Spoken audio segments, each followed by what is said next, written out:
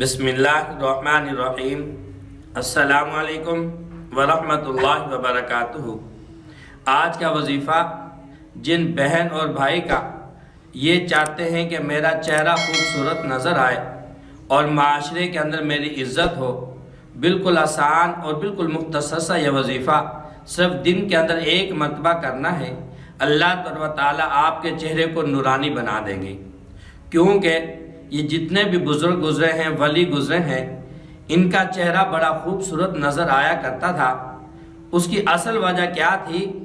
ان کا دل کا جو کنیکشن تھا وہ رب العالمین کے ساتھ ہوا کرتا تھا، جس کی وجہ سے وہ نورانیت انہیں نظر آتی تھی۔ تو میری بہن اور بھائی اگر جو یہ چاہیں کہ میرا چہرہ خوبصورت نظر آئے، یا جس کے چہرے پر داغ ہوں، دبے ہوں، یا چہرہ خوبصورت نہ نظر آتا ہو، صرف ایک آیت مبارکہ پڑھیں، اللہ تعالیٰ آپ کے چہرے کو نورانی بنا دیں گے۔ آپ نے کیا کرنا ہے؟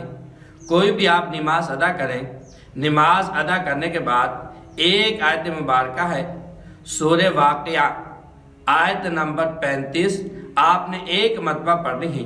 پڑھنے کے بعد آپ اپنی ہتھیلیوں پر پھونک ماریں، پھونک مارنے کے بعد آپ چہرے پر ملیں اور اپنے سارے جسم پر ملیں۔